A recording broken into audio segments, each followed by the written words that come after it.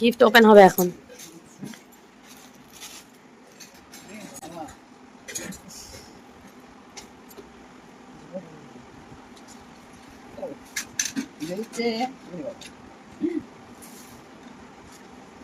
current চলে যাচ্ছে হাওয়া